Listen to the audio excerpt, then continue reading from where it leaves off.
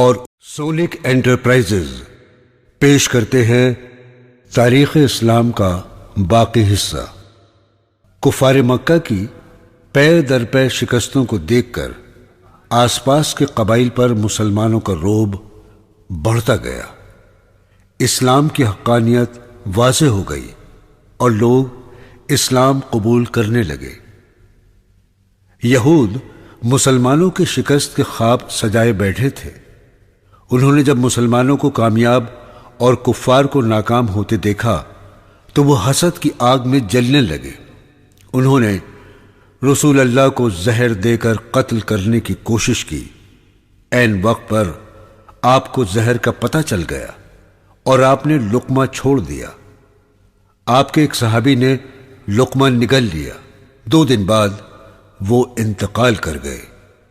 رسول اللہ صلی اللہ تعالی علیہ وسلم نے یہود کی اس دھوکہ بازی پر انہیں سزا دی اور یہودی شکست کھا کر مدینے سے چلے گئے۔ جب اندرونی اور بیرونی دشمنوں کی طرف سے اطمینان ہو گیا تو آپ نے پڑوسی ملکوں کے حکمرانوں کو خط بھیج کر اسلام کی دعوت دی۔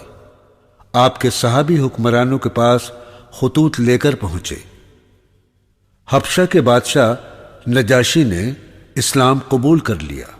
روم اور مصر کے حکمرانوں نے اسلام تو قبول نہیں کیا لیکن آپ کی دعوت سے انکار بھی نہیں کیا۔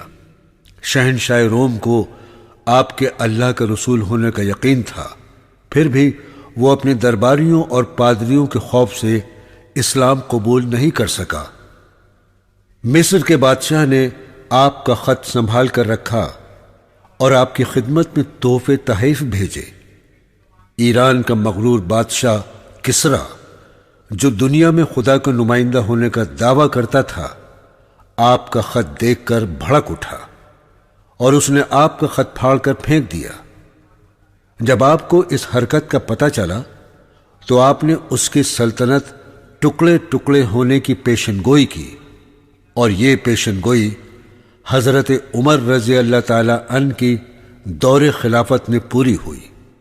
حضرت حارث بن عمیر رضی اللہ تعالی عنہ سیریا کے ایک حکمراں کے پاس پہنچے۔ وہ ایک خود پرست اور ظالم حکمراں تھا۔ اس نے حضرت حارث کو قتل کر دیا۔ ان کے قتل کا بدلہ لینے کے لیے رسول اللہ نے حضرت زید بن حارث رضی اللہ تعالی عنہ کی قیادت میں 3000 فوجیوں کو روانہ کیا۔ 1,00,000 فوج جمع کر لی۔ مشرقی اردن کے مقام پر جنگ ہوئی اور حضرت زید بن حارث شہید ہو گئے۔ رومیوں کا بھی کافی جانی نقصان ہوا اور یہ جنگ بغیر کسی فیصلے کے ختم ہو گئی۔ مسلمانوں کو روم جیسی بڑی طاقت سے ٹکراتا دیکھ کر جزیرہ عرب میں ان کا رعب طاری ہو گیا اور مدینہ کی چھوٹی سی ریاست کو خاص اہمیت حاصل ہو گئی۔ اس سے پہلے خالد بن ولید اسلام قبول کر چکے تھے اور وہ ایک ماہر کمانڈر ثابت ہوئے۔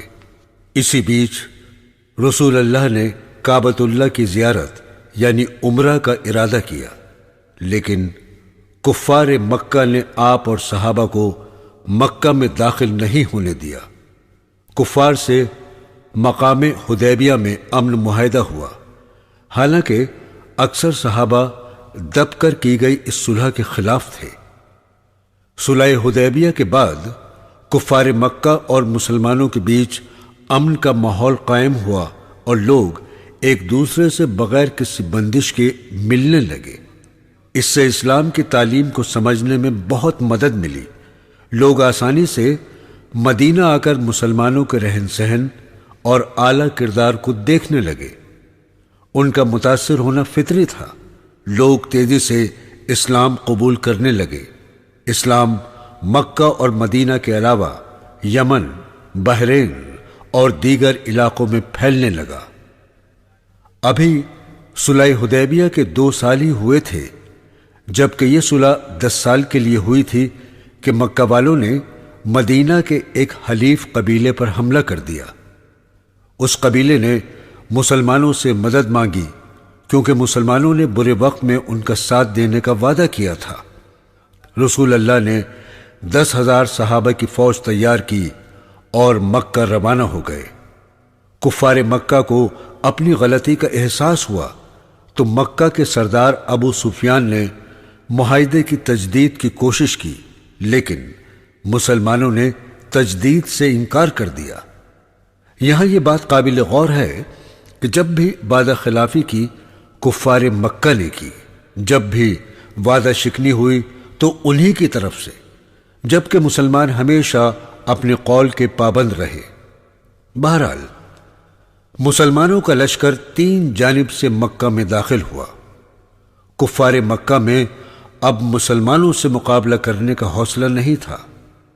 آپ صلی اللہ تعالی علیہ وسلم نے اعلان کرا دیا کہ جو شخص مسلمانوں سے مقابلہ نہیں کرے گا اور اپنے گھر کا دروازہ بند کر کے بیٹھے گا، یا ابو سفیان کے گھر پناہ لے گا، یا کعبۃ اللہ کی حدود میں ہوگا، اسے کچھ نہیں کہا جائے گا۔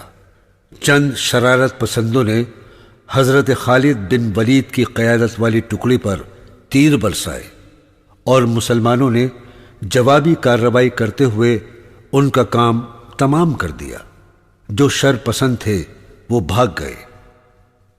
انسانی تاریخ میں یہ پہلا موقع تھا جب کسی شہر کو اس طرح فتح کیا گیا تھا کہ شہر کے ان ظالموں اور قاتلوں تک کو معاف کر دیا گیا تھا جنہوں نے مسلمانوں کا جینا حرام کر رکھا تھا۔ نہتے اور معصوم لوگوں کو اذیتیں دے دے کر قتل کیا تھا۔ ان کا مال و اسباب لوٹ کر گھروں سے نکال دیا گیا تھا۔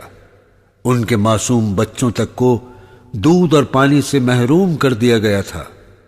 رسول اللہ نے عام معافی کا اعلان کر کے درگزر اور انسانیت کی نئی تاریخ رقم کی تھی، یہاں تک کہ آپ نے اپنے چاچا کے قاتلوں ویشی اور ہندا کو بھی معاف کر دیا۔ یہ دونوں مسلمان ہو گئے۔ آپ صلی اللہ تعالی علیہ وسلم نے خانہ کعبہ کو بتوں اور تصویروں سے پاک کیا، وہاں رکھے ہوئے تمام بتوں کو توڑوا دیا۔ لوگوں نے اپنی آنکھوں سے دیکھا کہ بت کسی کا کچھ نہیں بگاڑ سکتے، جبکہ کفار ان سے ڈرتے تھے اور انہی کی پناہ طلب کرتے تھے۔ رسول اللہ صلی اللہ تعالی علیہ وسلم نے حضرت ہلال کو کعبۃ اللہ میں اذان دینے کو کہا اور اس کے ساتھ مکہ میں مساوات اور عدل و انصاف کا دور شروع ہوا۔ ابو سفیان، ان کے خاندان اور سبھی لوگوں کے سامنے اسلام کی حقانیت ثابت ہو چکی تھی۔ سبھی نے اسلام قبول کر لیا۔ برسوں سے بے گھر اور اپنوں سے بچھڑے ہوئے لوگ واپس مکہ آ کر بہت خوش تھے۔ رسول اللہ 10 روز مکہ میں رہے۔ اسی دوران اطلاع ملی کہ ایک جنگجو قبیلہ بنی حوازن مکہ میں فوج کشی کی تیاری کر رہا ہے۔ آپ اپنے ساتھیوں اور مکہ کے 9 مسلموں کو لے کر ان کے مقابلے کے لیے روانہ ہوئے۔ زبردست جنگ کے بعد بنی حوازن کو شکست ہوئی اور وہ میدان چھوڑ کر بھاگ گئے۔ اس کے بعد آپ نے طائف کا گھیراؤ کیا۔ وہاں بھی شر پسندوں نے بھاگنے میں عافیت ہی سمجھی۔ اس جنگ میں کافی مال غنیمت ہاتھ آیا جو آپ نے 9 مسلموں میں تقسیم کر دیا۔ جزیرہ عرب کے سبھی قبائل کفار مکہ اور مسلمانوں کے بیچ جنگ کو دیکھ رہے تھے۔ جب مسلمانوں نے شاندار فتح حاصل کی اور انہوں نے زمانہ جاہلیت کے چلن کے برخلاف مفتوحہ لوگوں سے اچھا سلوک کیا تو زیادہ تر قبائل اسلام قبول کرنے رسول اللہ کے پاس آنے لگے۔ تقریباً 185 قبائل نے آپ سے ملاقات کر کے دین اسلام قبول کر لیا۔ ہجرت کے 9ویں سال حج فرض ہوا۔ آپ نے حضرت ابو بکر کی قیادت میں مسلمانوں کو حج کرنے مکہ بھیجا۔ ہجرت کے 10ویں سال آپ صلی اللہ تعالی علیہ وسلم خود حج کرنے مکہ تشریف لائے۔ جب آس پاس کے قبائل کو پتہ چلا تو بڑی تعداد میں لوگ مکہ مکرمہ پہنچنے لگے۔ اس موقع پر آپ نے 1.5 لاکھ مسلمانوں کو خطاب کرتے ہوئے فرمایا، لوگو، تمہارا رب ایک ہے، تمہارا باپ یعنی آدم علیہ السلام ایک ہے، نہ تو عرب کو غیر عرب پر اور نہ گورے کو کالے پر فوقیت حاصل ہے۔ انسان کو چاہیے کہ نیک اعمال کرے اور تقوی اختیار کرے۔ اس طرح آپ نے امیر غریب رنگ و نسل بڑے چھوٹے کا فرق مٹا کر مساوات انسانی قائم کی۔ اللہ تعالیٰ نے آپ کو جس کام کے لیے مقرر کیا تھا وہ پورا ہو چکا تھا۔ حج کے بعد آپ مدینہ تشریف لے آئے اور کچھ دن بعد بیمار ہو گئے۔ آپ کا مرض بڑھتا گیا۔ آپ نے بیماری کی حالت میں بھی نماز نہیں چھوڑی۔ جب اٹھنے میں تکلیف ہونے لگی تو بیٹھ کر نماز ادا کی۔ آپ کی بیماری سے سبھی فکر مند تھے۔ 1 ربیع الاول 27 یا 28 مئی کو آپ نے وفات پائی۔ بعض تاریخ دانوں نے 12 ربیع الاول تاریخ وفات لکھی ہے۔ آپ کے وصال کے بعد اسلامی نظام کو جاری رکھنے کے لیے خلافت اسلامی قائم کی گئی اور لوگوں نے متفقہ طور پر حضرت ابو بکر رضی اللہ تعالی عنہ کو خلیفہ مقرر کیا۔ حضرت ابو بکر رسول اللہ کے بچپن کے ساتھی تھے اور آپ رسول اللہ سے 2 سال چھوٹے تھے۔ آپ کا زیادہ وقت رسول اللہ کی صحبت میں گزرتا تھا۔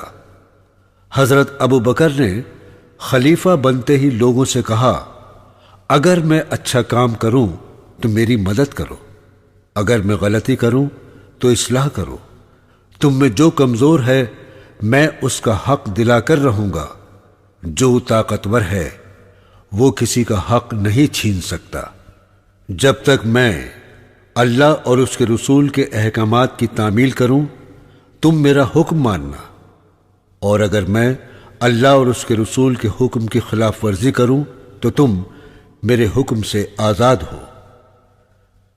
حضور اکرم صلی اللہ تعالی علیہ وسلم کے انتقال کے بعد کچھ قبیلوں کو یہ غلط فہمی ہوئی کہ اسلام کمزور ہو جائے گا۔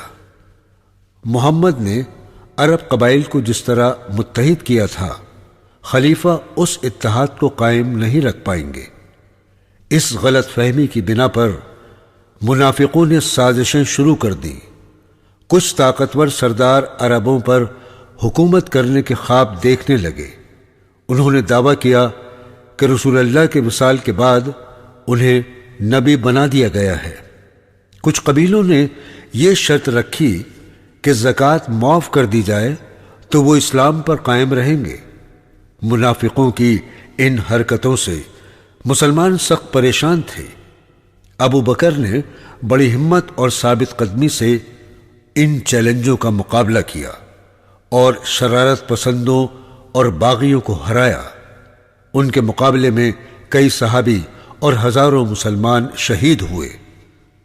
رسول اللہ نے وصال سے قبل سیریا کی مہم کے لیے حضرت اسامہ رضی اللہ تعالی عنہ کی قیادت میں ایک لشکر تیار کیا تھا جسے سیریا روانہ ہونا تھا۔ کیونکہ جھوٹے نبیوں سے مقابلے کے لیے مدینے میں فوج کی ضرورت تھی تو صحابہ نے ابو بکر رضی اللہ تعالی عنہ کو مشورہ دیا کہ فی الحال اس لشکر کو مہم پر نہ بھیجا جائے۔ آپ نے جواب دیا کہ جس لشکر کو رسول اللہ نے تیار کیا ہے میں اسے کیسے روک سکتا ہوں، اور جسے رسول اللہ نے سپہ سالار بنایا ہو میں اسے کیسے ہٹا سکتا ہوں۔ ابو بکر رضی اللہ تعالی عنہ کے ان فیصلوں سے امت کو بہت فائدہ ہوا اور آپ نے تھوڑے ہی دن میں چاروں طرف امن و امان قائم کیا۔ ابو بکر نہایت سادہ زندگی بسر کرتے۔ وہ مدینے میں رہنے والے یتیموں، بیواؤں اور بوڑھوں کی خدمت کرتے۔ ایک بار حضرت عمر رضی اللہ تعالی عنہ نے دیکھا کہ ابو بکر نماز فجر کے بعد دور ایک پہاڑی کی طرف جاتے ہیں۔ حضرت عمر کو خواہش ہوئی کہ دیکھیں تو ابو بکر کہاں جاتے ہیں۔ ایک روز حضرت عمر ابو بکر کے پیچھے پیچھے چل دیے۔ شہر سے تھوڑی دور ایک پہاڑ نظر آیا، اس میں ایک غار تھا۔ ابو بکر اس میں داخل ہو گئے، عمر بھی ان کے پیچھے چلے آئے۔ اس غار میں ایک اندھا اور انتہائی ضعیف شخص رہتا تھا۔ حضرت ابو بکر رضی اللہ تعالی عنہ نے اپنے کرتے کی جیب سے روٹی نکالی اور اسے کھلانے لگے۔ اسے کھانا کھلانے کے بعد غار کی صفائی کی اور واپس آ گئے۔ جب ابو بکر کا انتقال ہو گیا تو عمر کو اس ضعیف نابینا کا خیال آیا۔ فجر کی نماز کے بعد آپ اسی غار میں تشریف لے گئے، بوڑھے کو سلام کیا اور روٹی کا نوالا بنا کر منہ میں دیا۔ بوڑھے نے کہا، تم ابو بکر نہیں ہو، بتاؤ کون ہو؟ حضرت عمر نے پوچھا، آپ کو کیسے پتا چلا کہ میں ابو بکر نہیں ہوں؟ بوڑھے نے کہا کہ میرے منہ میں دانت نہیں ہیں۔ ابو بکر روٹی کو اپنے منہ سے نرم کر کے مجھے کھلاتے تھے، لیکن تم نے ثابت نوالا میرے منہ میں دے دیا۔ یہ کردار تھا ہمارے خلفائے راشدین کا۔ وہ حکومت کو عیش و آرام کا سامان نہیں، غریبوں اور ضرورت مندوں کی خدمت سمجھتے تھے۔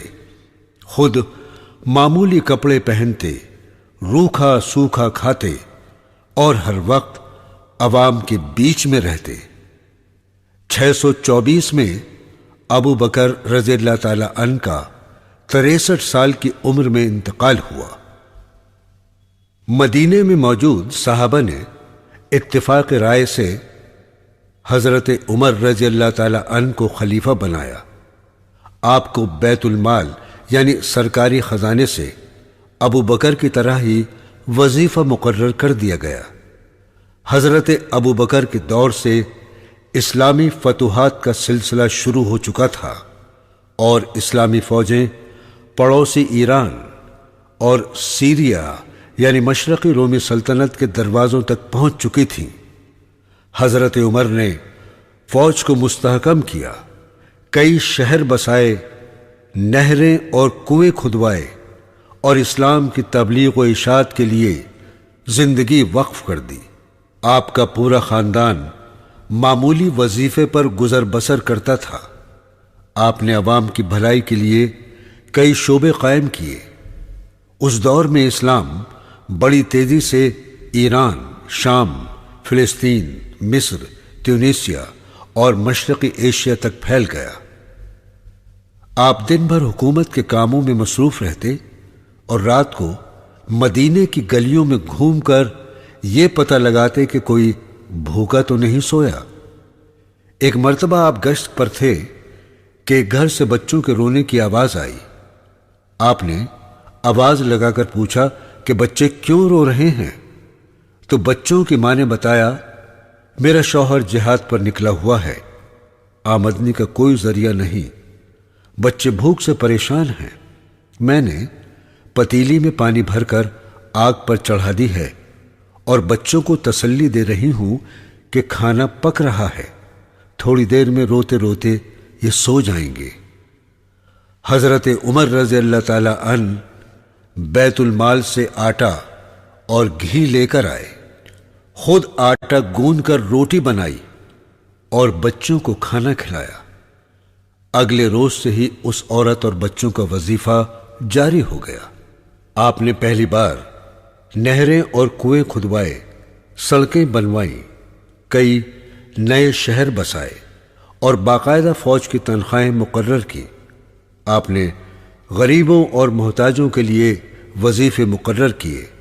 آپ کے دور خلافت کی مہاتما گاندھی اور دوسرے رہنماؤں نے بڑی تعریف کی ہے۔ 24 ذی الحجہ 644 کو آپ رضی اللہ تعالی عنہ مسجد نبوی میں نماز فجر کی امامت کر رہے تھے کہ ایک پارسی غلام ابو لولو فیروز نے آپ پر خنجر سے حملہ کر دیا۔ آپ شدید زخمی ہو گئے اور 3 دن بعد انتقال کر گئے۔ آپ کی خلافت 10 سال 6 مہینے رہی۔ حضرت عمر رضی اللہ تعالی عنہ کے انتقال کے بعد صحابہ نے اتفاق رائے سے حضرت عثمان رضی اللہ تعالی عنہ کو خلیفہ منتخب کیا۔ حضرت عثمان نے نوجوانی میں ہی اسلام قبول کر لیا تھا۔ رسول اللہ کی 2 صاحبزادیاں حضرت رقیہ اور حضرت ام کلثوم رضی اللہ تعالی عنہا سے آپ کا نکاح ہوا۔ آپ ایک مالدار تاجر تھے۔ آپ نے مسلمانوں کی پیسے سے مدد کی، کئی باغات، زمینیں، کنویں خرید کر فلاح عامہ کے لیے وقف کیے۔ ہر جنگ میں آپ نے قوم کی مدد کی۔ رسول اللہ حضرت عثمان رضی اللہ تعالی عنہ سے بہت محبت کرتے تھے۔ خلیفہ بننے کے بعد آپ نے اسی طرح عوام کی خدمت جاری رکھی۔ آپ ایک رحم دل اور ہمدرد انسان تھے۔ آپ کے دور حکومت میں ایران کا آخری کسریٰ یزدگرد مارا گیا اور پورے ایران پر مسلمانوں کی حکومت قائم ہو گئی۔ آپ نے ایشیائی کوچک کے علاقوں کو فتح کیا اور پہلی مرتبہ مسلمانوں نے بحری بیڑا تیار کر کے رومیوں سے سمندر میں مقابلہ کیا۔ اس دور میں اس قدر مال غنیمت بیت المال میں آیا کہ مکہ اور مدینہ میں کوئی بھی غریب نہ رہا۔ آپ کی رحم دلی اور سادہ لوحی کا کچھ سازشوں اور یہودیوں نے فائدہ اٹھایا۔ ہم پہلے ہی بتا چکے ہیں کہ رسول اللہ جب مدینہ تشریف لائے تو یہودیوں نے آپ کو نقصان پہنچانے اور اسلام کا نام و نشان مٹانے کے لیے سازشوں کا جال بچھا دیا۔ حضرت عمر نے اسی لیے یہودیوں کو ملک شام بھیج دیا، لیکن یہودی خاموش نہیں بیٹھے۔ وہ مناسب موقع کی تلاش میں تھے۔ آخر کار حضرت عثمان کے دور میں انہیں اپنی سازش بروئے کار لانے کا موقع مل گیا۔ یمن کے ایک مکار یہودی عبداللہ بن سبا نے دکھاوے کے لیے اسلام قبول کر لیا اور مسلمانوں کو کمزور کرنے کے لیے نا اتفاقی پیدا کرنے لگا۔ اس نے لوگوں میں یہ غلط خیال عام کیا کہ حکومت باپ سے بیٹے کو ملتی ہے، اس لیے حضرت محمد کے بعد حکومت ان کے خاندان کے کسی فرد کو ملنی چاہیے۔ اس وقت حضرت علی حیات تھے۔ عبداللہ بن سبا نے یہ افواہ پھیلائی کہ حکومت کے مستحق حضرت علی ہیں اور یہ حق انہیں ہی ملنا چاہیے۔ 9 مسلم اور سازشی قسم کے لوگ اس کے ساتھ ہو گئے۔ حضرت عثمان رضی اللہ تعالی عنہ کو شام کے گورنر حضرت معاویہ رضی اللہ تعالی عنہ نے اس کی سازش کے بارے میں بتایا اور اسے گرفتار کر لیا۔ کیونکہ آپ رحم دل انسان تھے، آپ نے عبداللہ بن سبا کو کوئی سخت سزا دینے کے بجائے ملک بدر کرنے کا حکم دیا۔ عبداللہ سبا جہاں بھی گیا اس نے مکاری سے اپنے ہم خیال پیدا کر لیے۔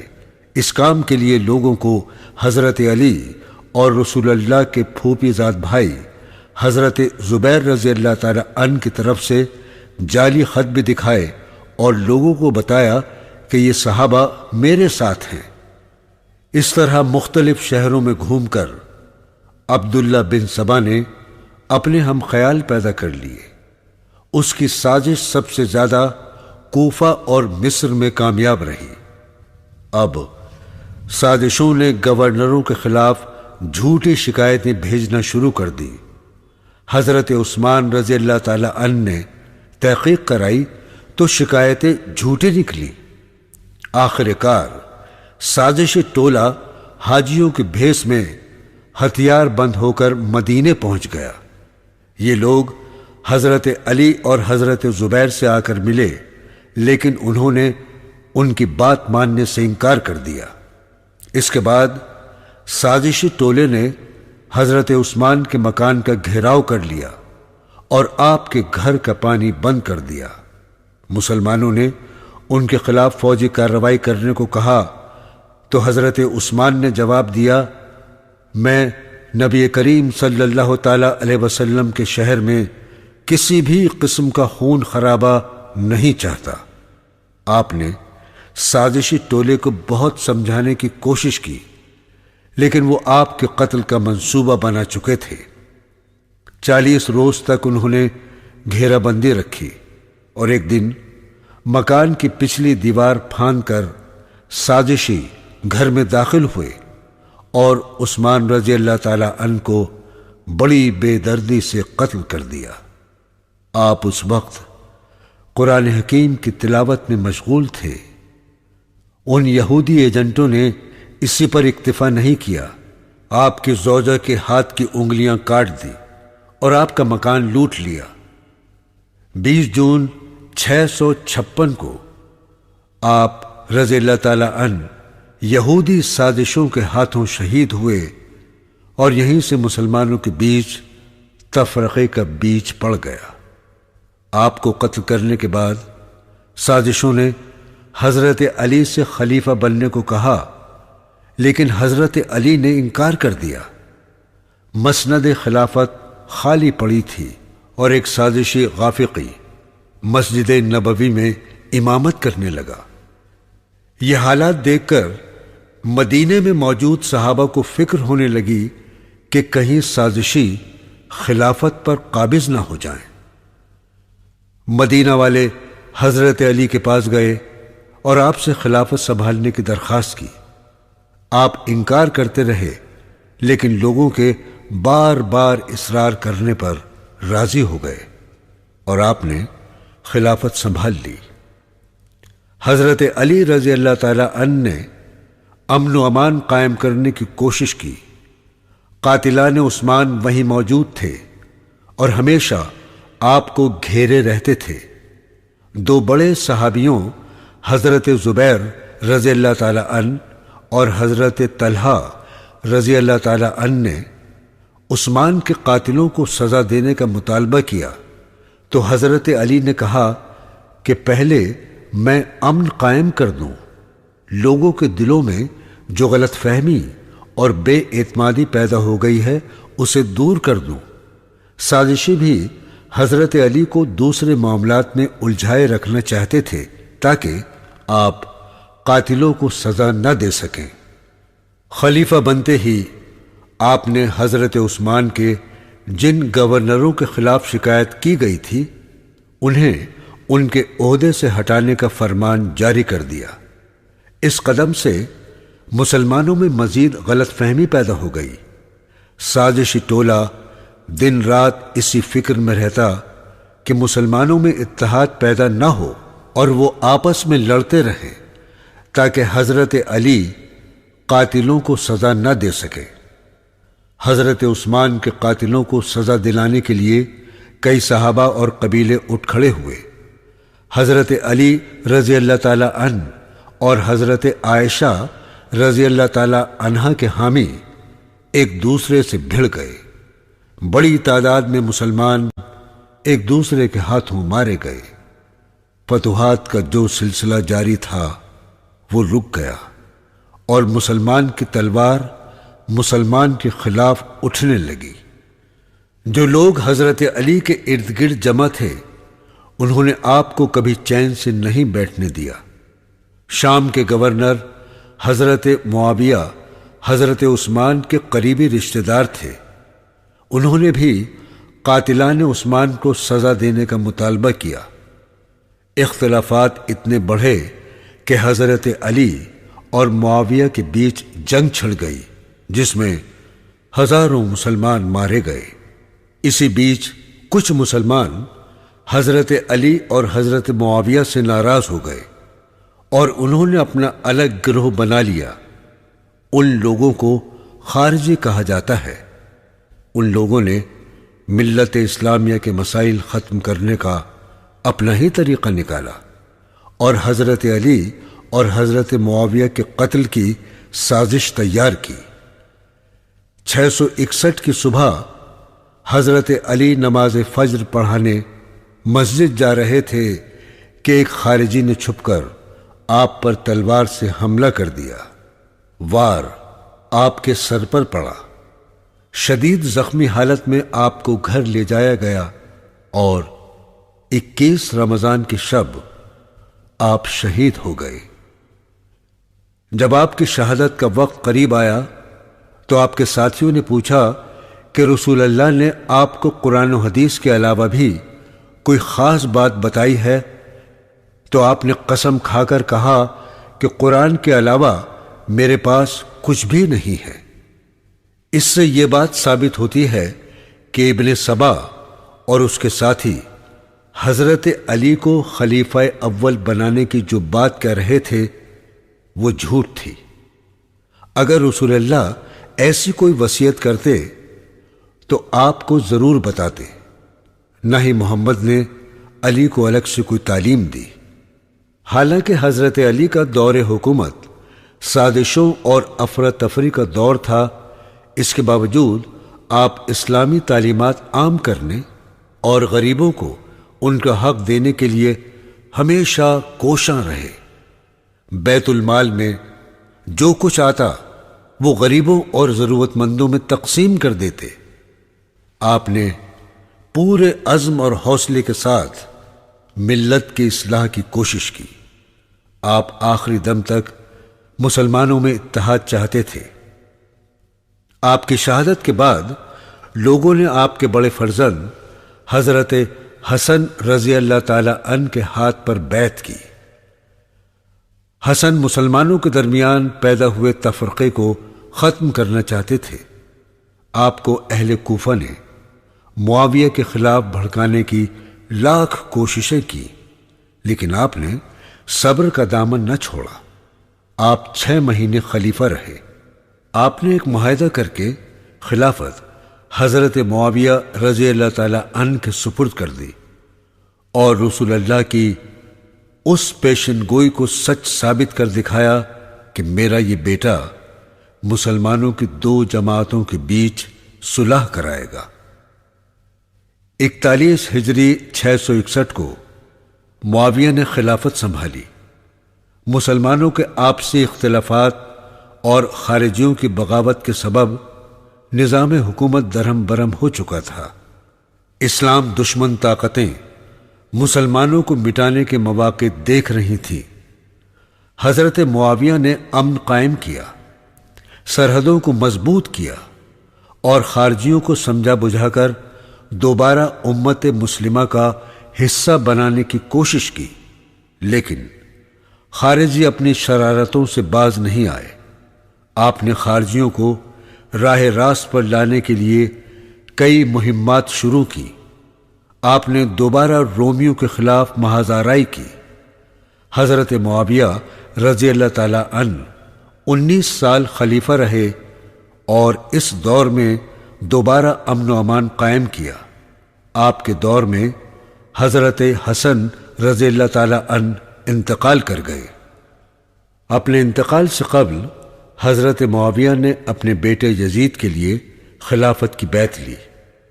اس سے پہلے کسی بھی خلیفہ نے ایسا نہیں کیا اور کبھی بھی خلافت کو اپنے خاندان کے لیے مخصوص نہیں کیا تھا۔ حضرت معاویہ کا یہ طریقہ مسلمانوں کے لیے نیا تھا اور لوگ شش و پنج میں مبتلا تھے۔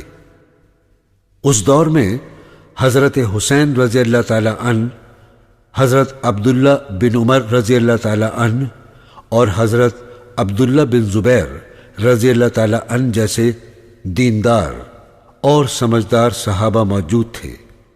سب کو نظر انداز کر کے حضرت معاویہ نے اپنے بیٹے کو شاید اس لیے خلیفہ بنایا تاکہ ان کے انتقال کے بعد ملت میں دوبارہ اختلافات نہ پڑیں اور دوبارہ خلافت کے حصول کے لیے لڑائیاں نہ ہوں۔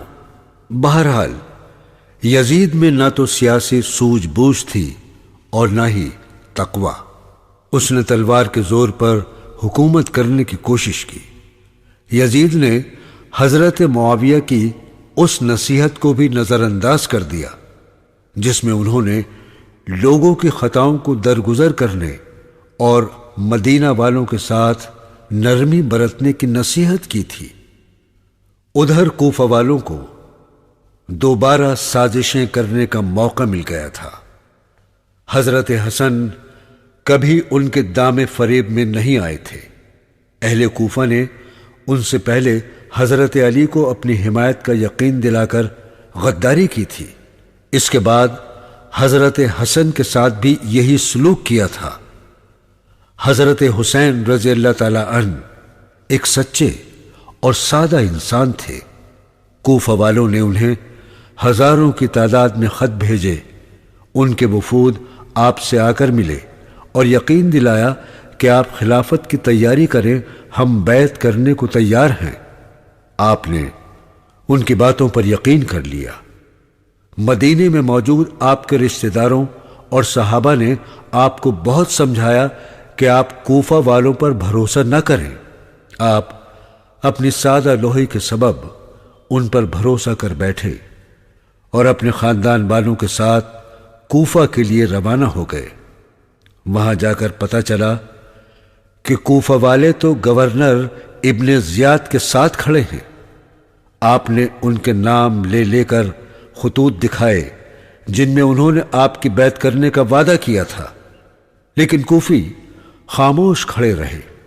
آپ نے ابن زیاد کے سامنے 3 باتیں رکھی: یا تو آپ کو خاندان سمیت کسی سرحد کی جانب نکلنے دیا جائے تاکہ آپ اور آپ کے اہل خانہ جہاد میں شامل ہو سکیں، یا دمشق یزید کے پاس بھیج دیا جائے، خود اس سے بات چیت کے ذریعے معاملہ طے کر لیں، یا مدینہ واپس جانے دیا جائے۔ اگر یہ شرطیں منظور نہیں ہیں تو وہ اس سے مقابلہ کرنے کو تیار ہیں۔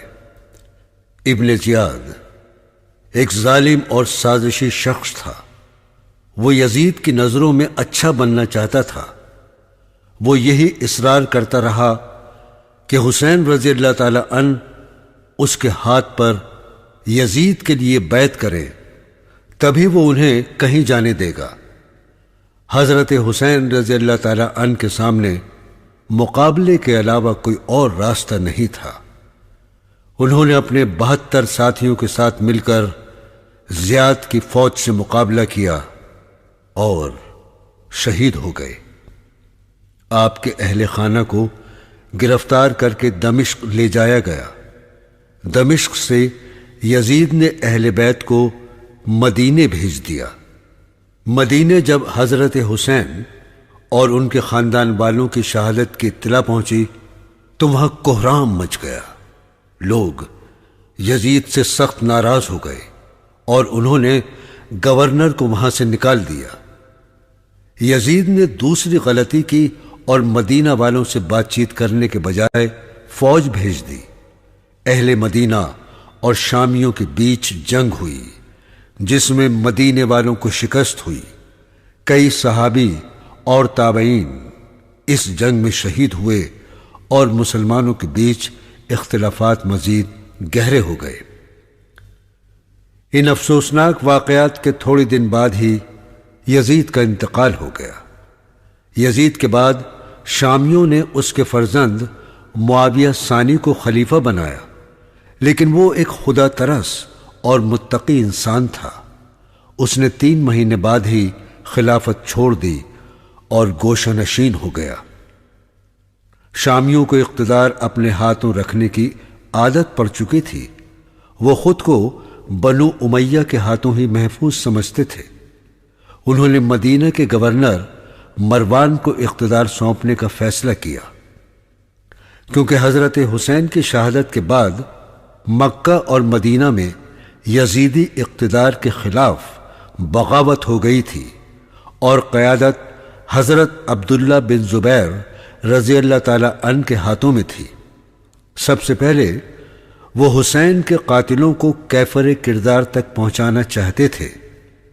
مروان اور اس کے لڑکے عبد المالک کو عبداللہ بن زبیر نے شہر سے نکال دیا تھا، تو وہ دونوں دمشق چلے گئے۔ مروان نے اقتدار سنبھالتے ہی مدینہ پر چڑھائی کر دی۔ اس کے پاس ایک مضبوط فوج تھی۔ عبداللہ بن زبیر اور شامیوں کے بیچ زبردست جنگ ہوئی اور عبداللہ بن زبیر کو شکست ہوئی۔ 9 مہینے بعد مروان مر گیا اور اس کے بیٹے عبد المالک کو خلیفہ بنایا گیا۔ خلیفہ بنتے ہی عبد المالک نے اپنے باپ کے ادھورے کام کو پورا کیا۔ اس نے ایک انتہائی ظالم شخص حجاج بن یوسف کی قیادت میں عبداللہ بن زبیر سے مقابلہ کرنے کے لیے لشکر روانہ کیے۔ عبداللہ بن زبیر اور ان کے ساتھیوں نے شامیوں سے مقابلہ کیا، لیکن وہ جنگ ہار گئے۔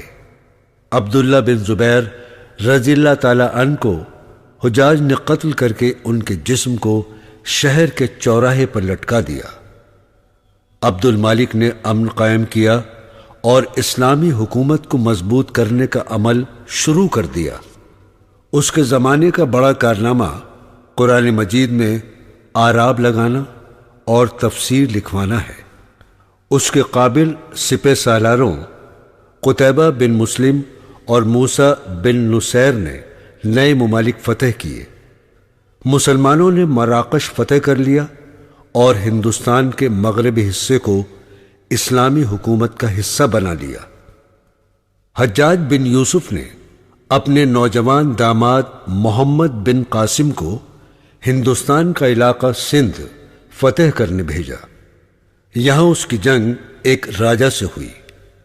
محمد بن قاسم نے بڑی بہادری سے اس کا مقابلہ کیا۔ قاسم نے یہ علاقہ فتح کر کے امن و امان قائم کیا۔ اس کی انصاف پسندی اور حسن انتظام سے سندھ کے لوگ اتنے متاثر ہوئے کہ انہوں نے محمد بن قاسم کا مجسمہ بنا کر پوجا شروع کر دی۔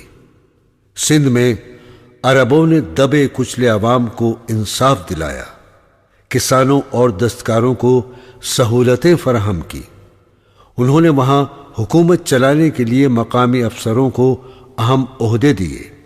محمد بن قاسم کے اس کردار سے بڑی تعداد میں لوگوں نے اسلام قبول کیا۔ سندھ سے ملتان تک تقریباً 150 سال تک عربوں کی حکومت قائم رہی۔ مراکش میں مسلمانوں کی حکومت مضبوط ہو گئی تو مسلمانوں نے مراکش اور اندلس یعنی اسپین کے درمیان بحر متوسط یعنی میڈیٹرینین سی کو عبور کر کے یورپ فتح کرنے کا فیصلہ کیا۔ حضرت معاویہ رضی اللہ تعالی عنہ کے دور سے مسلمان قسطنطینیہ یعنی آج کا استنبول فتح کرنے کی کوشش کر رہے تھے۔ رومیوں سے کئی جنگیں بھی ہوئی۔ روم کے سرحدی علاقوں اور کئی جزائر پر مسلمانوں نے قبضہ کیا۔ مراکش کے گورنر موسیٰ بن نصیر نے سوچا کہ پہلے اسپین فتح کیا جائے، اس کے بعد دیگر علاقوں کو فتح کرتے ہوئے شمال سے قسطنطینیہ تک پہنچا جا سکتا ہے۔ اسپین میں حالات بہت خراب تھے۔ وہاں کے عوام شاہ اسپین روڈرک سے سخت ناراض تھے۔ اس کے مظالم سے تنگ آ کر وہ اس سے چھٹکارا حاصل کرنا چاہتے تھے۔ اسپین پر قبضہ کرنے کا یہ مناسب موقع تھا۔ موسیٰ بن نصیر کا سپہ سالار 6000 فوجیوں کے ساتھ ساحل اسپین پر اترا۔ اس نے اپنے سپاہیوں سے کہا، یا تو ہم اس ملک کو فتح کریں گے یا لڑتے ہوئے مارے جائیں گے۔ اسپین پر غیر ملکی فوج کی آمد کا سن کر روڈرک اپنے سپاہیوں کو لے کر ساحل سمندر کی طرف بڑھا۔ زوردار جنگ ہوئی، اس میں روڈرک مارا گیا اور مسلمانوں نے کئی ماہ کی محنت کے بعد پورا اسپین فتح کر لیا۔ اسپین میں امن و امان قائم کرنے کے بعد مسلمانوں نے یورپ کی سوئی ہوئی تقدیر کا فیصلہ کیا۔ انہوں نے وہاں علم و تحقیق کی نئی تاریخ قلم زد کی اور ایسے ماہر علوم پیدا کیے، ایسی شاندار یونیورسٹیاں اور لیبارٹریاں بنائیں کہ دنیا حیرت زدہ رہ گئی۔ مسلمانوں نے 600 سال تک اسپین میں نئے علوم کی ایسی مضبوط بنیاد رکھی جس پر جدید یورپ کی عمارت تیار ہوئی۔ انہی اداروں میں عیسائی اور یہودی دانشوروں نے تعلیم حاصل کی اور اپنے ملکوں میں آ کر نئے خیالات یورپ کو دیے۔ عبد المالک کے بعد ولید خلیفہ بنا۔ اس نے مدینہ میں گنبد خضرہ تعمیر کروانے کے علاوہ یروشلم میں مسجد اقصی اور دمشق کی مسجد بھی تعمیر کرائی۔ اس نے تیونس میں بحری جہاز بنانے کا کارخانہ بنایا، بھیک مانگنے پر پابندی عائد کی اور غریبوں اور محتاجوں کے وظیفے مقرر کیے۔ اس نے ایسے آدمی ملازم رکھے جو شہروں میں نابینا افراد اور بوڑھوں کو سڑک پار کرانے کا کام کرتے تھے۔ ولید کا 715 میں انتقال ہوا اور سلیمان خلیفہ بنا۔ 718 میں وہ بیماری کے بعد مرنے کے قریب تھا تو کسی بزرگ نے اسے ایک متقی اور پرہیزگار شخص کو خلیفہ بنانے کا مشورہ دیا۔ اس نے عمر بن عبدالعزیز کو خلیفہ مقرر کیا، جنہوں نے اپنی ایمانداری، خدا ترسی اور انصاف پسندی سے خلافت راشدہ کی یاد تازہ کر دی۔ انہوں نے خلیفہ بنتے ہی اپنا مال و دولت اور رشتہ داروں کی جاگیریں ختم کر کے بیت المال میں جمع کرا دی۔ جو لوگ قرضدار اور مجبور تھے ان کی امداد کے لیے الگ محکمے قائم کیے۔ ملک کے تمام بوڑھوں، کمزوروں اور یتیموں کے وظیفے مقرر کیے۔ انہوں نے سرکاری محکموں کو روشنائی اور کاغذ کم استعمال کرنے کا حکم جاری کیا۔ خود معمولی کپڑے پہنتے اور سادہ کھانا کھاتے۔ اگر شاہی خاندان کے کسی فرد کے خلاف مقدمہ ہوتا تو قصوروار ثابت ہونے پر اسے بھی سزا دی جاتی۔ 2 سال 5 مہینے حکومت کرنے کے بعد ان کا انتقال ہو گیا۔ عمر بن عبدالعزیز کے انتقال کے بعد یزید بن عبد الملک خلیفہ بنا۔ اس کے انتقال کے بعد ہشام کو خلافت ملی اور اس نے 5 سال تک آرمینیا اور قفقاز کے لوگوں سے جنگ کی۔ اس کے دور میں مشرق یورپ اور افغانستان تک عربوں کی حکومت پھیل گئی۔ اس کے بعد بنو امیہ میں کئی خلیفہ ہوئے اور ان کے زوال کا دور شروع ہوا۔ آخری اموی خلیفہ مروان بن محمد مروان کو 745 میں عباسیوں کے ہاتھوں شکست ہوئی اور امویوں کی خلافت ختم ہو گئی۔ ایک اموی شہزادہ عبد الرحمن بچ کر مراکش آ گیا اور اس نے اسپین میں زبردست حکومت قائم کی، جس کا ذکر ہم آگے کریں گے۔ پہلے عباسی خلیفہ ابو العباس الصفا نے نومبر 749 میں مسند اقتدار سنبھالی۔ 4 سال 8 ماہ حکومت کر کے اس کا انتقال ہو گیا اور اس کا بھائی ابو جعفر منصور خلیفہ بنا۔ اسی خلیفہ نے دریائے دجلہ کے کنارے بغداد شہر بسایا، جو اس دور میں دنیا کا سب سے زیادہ شان و شوکت والا شہر تھا۔ منصور نے اہل علم و فن کی سرپرستی کی۔ اسلامی سلطنت کے مختلف علاقوں سے اہل علم بغداد آنے لگے اور بغداد مختلف علوم کا مرکز بن گیا۔ اسی دور میں یونانی، سنسکرت، رومی اور شامی زبانوں کی قدیم کتابوں کے ترجمے کرائے گئے۔ امام ابو حنیفہ نے فقہ پر کتب اور امام مالک نے موطا تحریر کی۔ 775 میں منصور کے انتقال کے بعد اس کا 33 سالہ فرزند محمد مہدی خلیفہ بنا۔ اس نے پڑوسی ملکوں کے ساتھ امن معاہدے کیے اور رعایا کی فلاح کے لیے کام کیے۔ اس نے انصاف کا ایسا نظام قائم کیا کہ کسی افسر کی اتنی ہمت نہیں تھی کہ کسی پر ظلم کر سکے۔ اس کے دور میں رومیوں نے اسلامی ریاست پر حملہ کیا اور 5 سال تک وقفے سے جنگ ہوتی رہی۔ بالآخر مسلمانوں کو کامیابی ملی۔ مہدی کے بعد ہارون رشید خلیفہ بنا۔ 786 سے 809 تک دور اسلامی علوم و فنون کی ترقی کا دور تھا۔ اس نے ملک میں انصاف قائم کیا اور عوام کو ہر طرح کی سہولیات فراہم کی۔ وہ رات کو بھیس بدل کر گھومتا اور لوگوں کی تکلیفوں کا پتہ لگاتا۔ ہارون رشید کا سب سے اہم کام بغداد میں ایک تحقیقی مرکز بیت الحکمت کا قیام ہے، جہاں بڑے بڑے علماء کتابیں لکھا کرتے تھے۔ اس کے دور میں بڑے بڑے علماء، محقق اور سائنسداں بغداد آ گئے۔ اسی زمانے میں بغداد اور دوسرے شہروں میں بڑے بڑے شفاخانے یعنی اسپتال، میڈیکل کالج، کتب خانے اور جامعات یعنی یونیورسٹیاں قائم ہوئیں۔ فوج کو اتنا مضبوط بنایا کہ رومیوں کے حملوں کو بری طرح ناکام کر دیا۔ تجارت و صنعت کو خوب فروغ حاصل ہوا۔ مسلم سلطنت کا مال یورپ، چین اور افریقہ کے ملکوں تک جانے لگا۔ ہارون رشید کے بعد اس کا لائق فرزند مامون رشید خلیفہ بنا۔ اس نے بھی باپ کی طرح علوم و فنون کی ترقی میں حصہ لیا۔ وہ خود بہت تعلیم یافتہ تھا اور علماء کی قدر کیا کرتا تھا۔ اس کے زمانے میں سنسکرت اور یونانی کتابیں پڑھ کر کچھ دانشور ہند اور یونانی فلسفے سے متاثر ہوئے اور وہ نئی نئی باتیں مذہب میں نکالنے لگے۔ ان فرقوں میں معتزلہ بھی تھے جو مذہب پر نکتہ چینی کرتے۔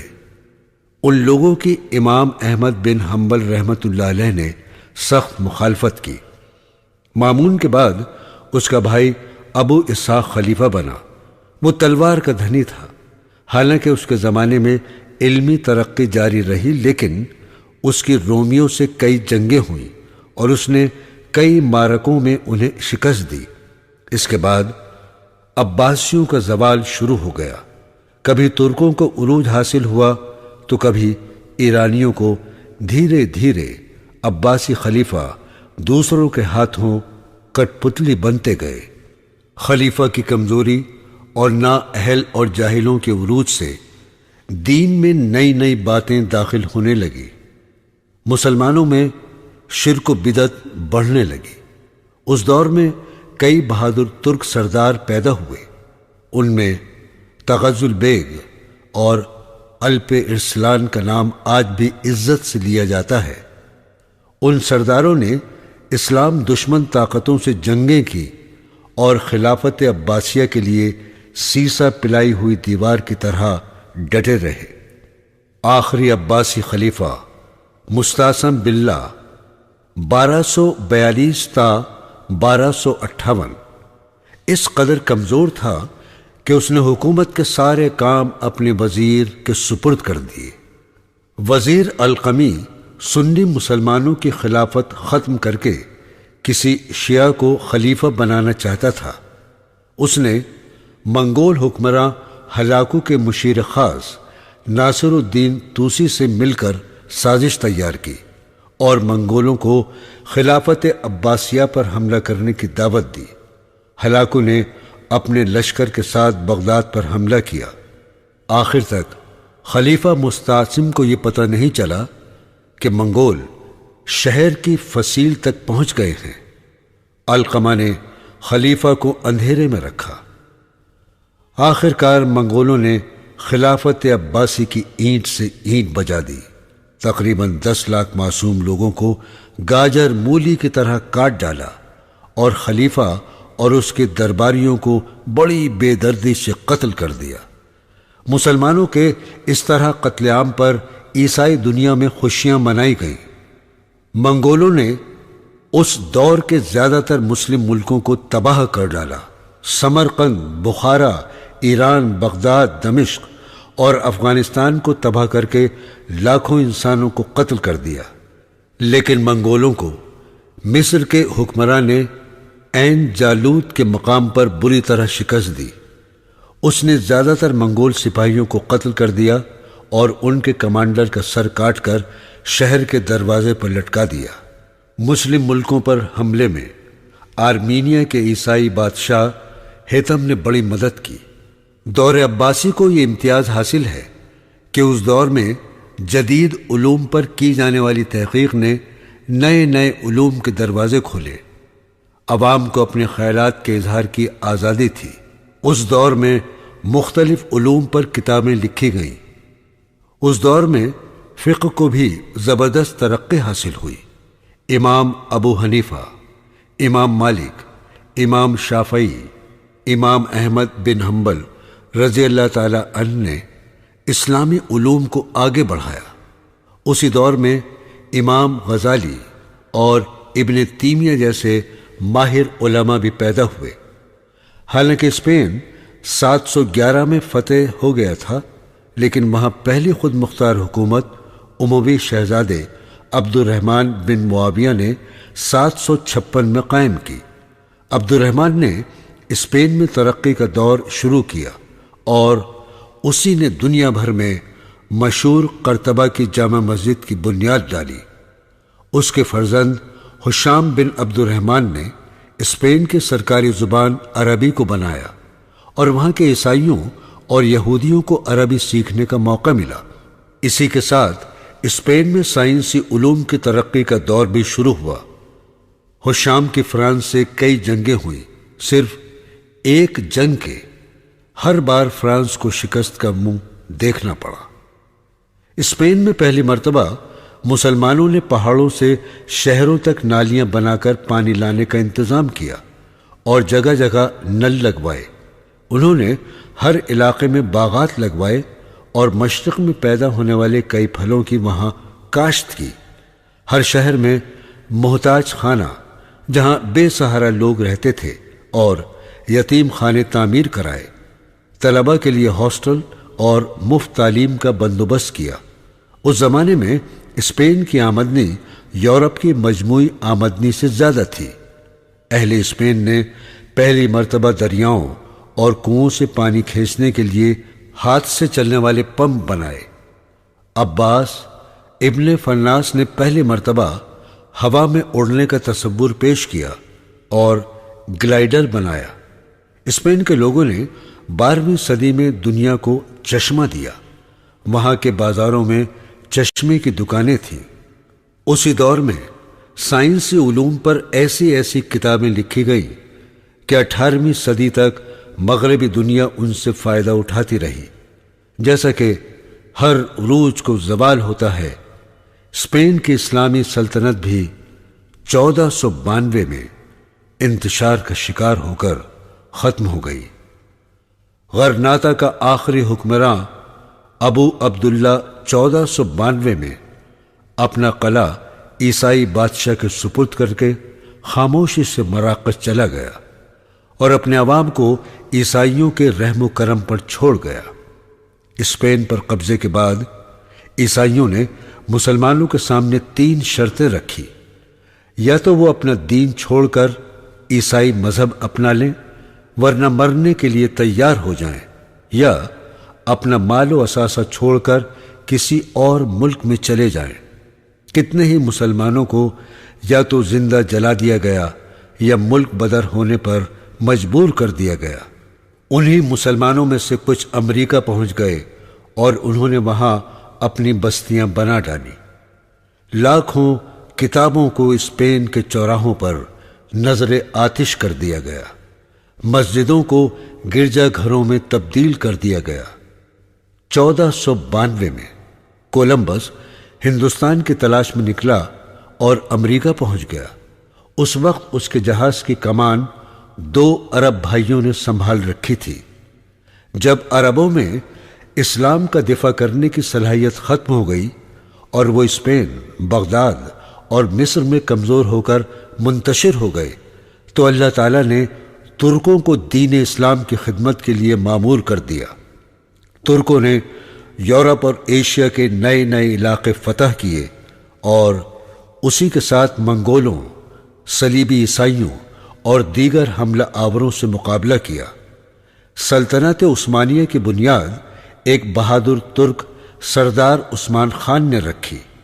اس نے مسلمانوں کے دشمن منگولوں اور عیسائیوں کو بری طرح شکست دی، خاص طور پر سرحدی علاقے کے عیسائیوں سے فوجی اہمیت کے کئی قلعے چھین لیے۔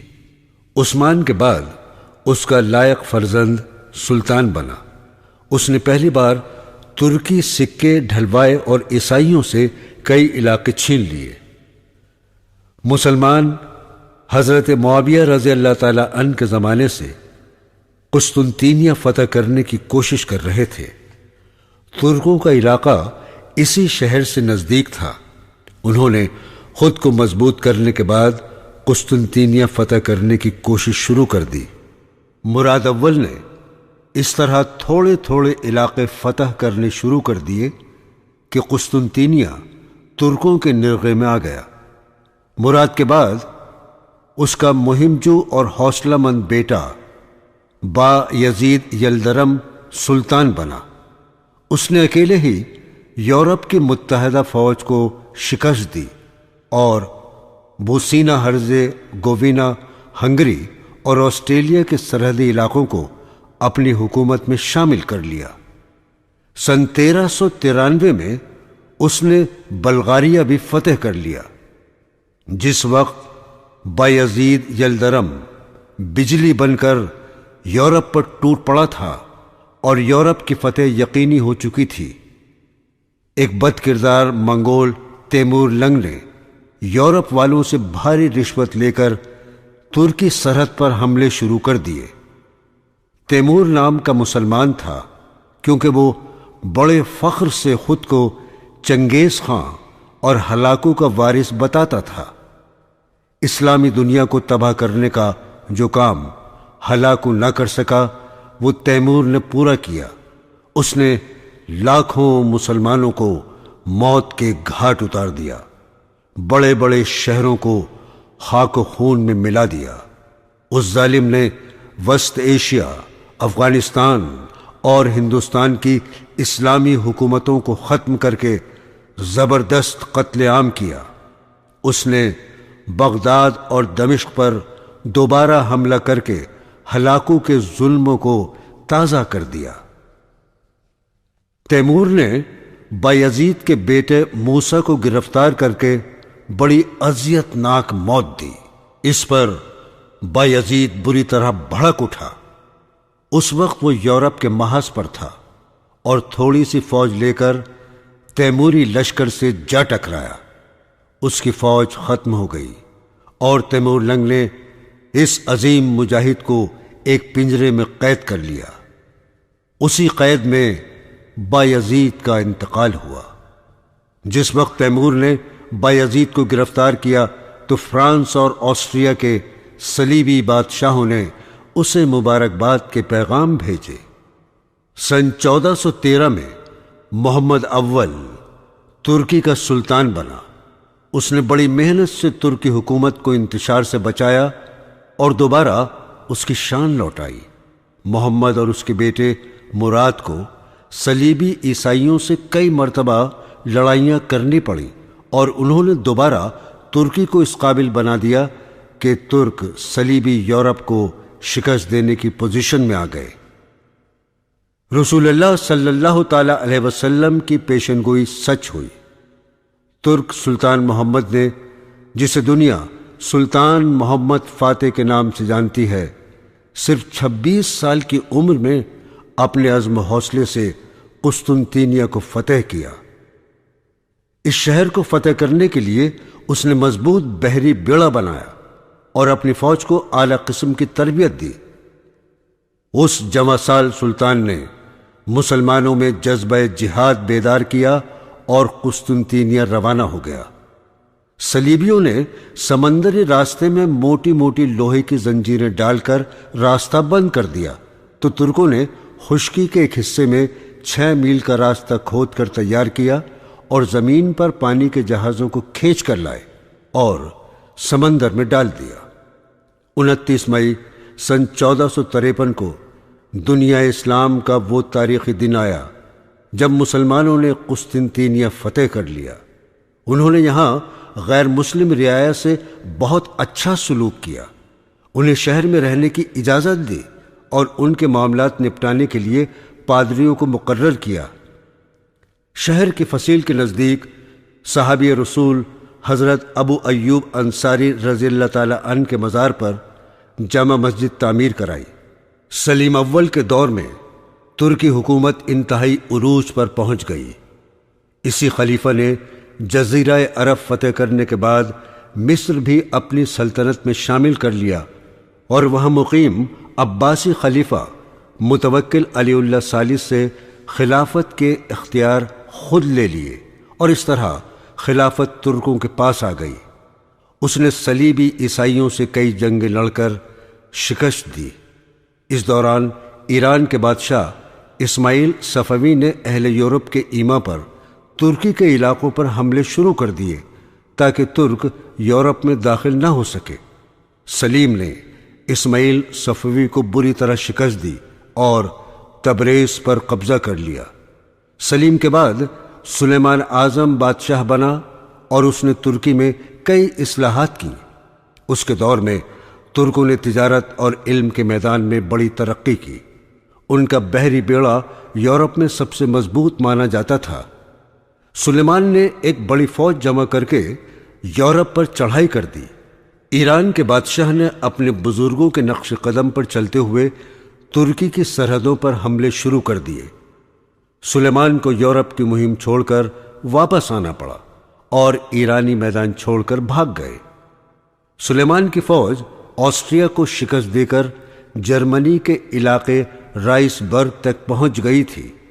اگر صلیبی عیسائیوں کو مسلمانوں سے ہی کچھ مفاد پرست اور لالچی لوگ نہ ملتے تو ترک آسانی سے یورپ پر قبضہ کر لیتے، لیکن تیمور اور صفویوں کے سبب وہ اس مہم کو پورا نہ کر سکے۔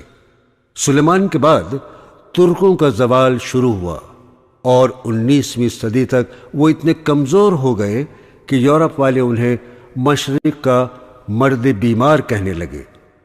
11ویں اور 12ویں صدی میں افغانستان کے مسلم حکمرانوں سے ہندوستان کے صوبہ پنجاب کے راجاؤں کی کئی جنگیں ہوئیں۔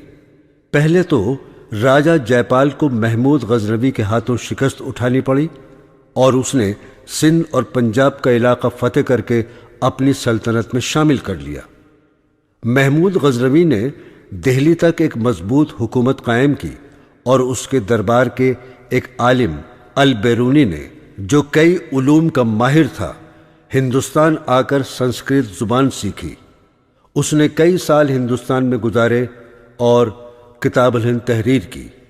محمود کے انتقال کے بعد اس کے بیٹوں اور بعد میں پوتوں کے بیچ اقتدار کے لیے جنگیں ہوئیں اور رفتہ رفتہ محمود غزنوی کی قائم کی ہوئی حکومت کمزور ہوتی چلی گئی۔ پنجاب کے کچھ علاقوں تک ہی مسلمانوں کا اقتدار باقی رہ گیا۔ اس کے بعد سن 1191 میں محمد غوری نے ہندوستان کے سرحدی علاقوں پر حملہ کیا اور اسے گجرات کے راجہ کے ہاتھوں بری طرح شکست ہوئی۔ محمد غوری زخمی حالت میں واپس افغانستان لوٹ آیا اور اپنی شکست کا بدلہ لینے کے لیے زبردست تیاریاں شروع کر دیں۔ 1 سال بعد اس نے نئے دمخم کے ساتھ حملہ کیا۔ اس بار اس کی لڑائی اجمیر اور دہلی کے طاقتور راجہ پرتھوی راج چوہان سے ہوئی۔ پانی پت کے میدان میں محمد غوری نے پرتھوی راج چوہان کو شکست دی اور ہندوستان میں اسلامی دور حکومت کا آغاز ہوا۔ محمد غوری نے قطب الدین ایبک کو اپنا سپہ سالار مقرر کیا اور اس نے گوالیار تک کا علاقہ فتح کر لیا۔ محمد غوری کے دور میں کئی علماء وسطی ایشیا، افغانستان اور بغداد سے ہندوستان آئے اور انہوں نے تبلیغ دین کا کام شروع کر دیا۔ ان کی محنت سے ہزاروں افراد دین اسلام میں داخل ہوئے۔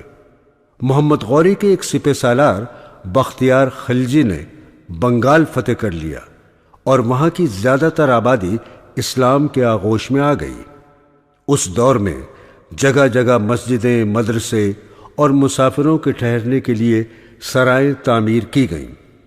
قطب الدین ایبک نے دہلی میں قطب مینار کی تعمیر شروع کرائی، جسے بعد میں اس کے غلام اور وارث التتمش نے مکمل کرایا۔ اسی دوران منگولوں نے کئی بار ہندوستان پر حملے کیے، لیکن انہیں ہندوستانی حکومت کے ہاتھوں زبردست شکست ہوئی۔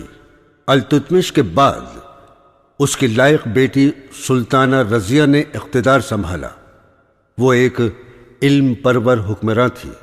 اس کے دور میں بڑے بڑے مدرسے اور کتب خانے قائم ہوئے۔ دہلی اور لاہور علم کے مرکز بن گئے۔ دہلی دنیا کے ترقی یافتہ اور خوبصورت ترین شہروں میں شامل ہو گیا۔ رضیہ سلطانہ کے بعد مبارک شاہ سلطان بنا۔ اس کے دور میں بھی ترقی کا سلسلہ جاری رہا۔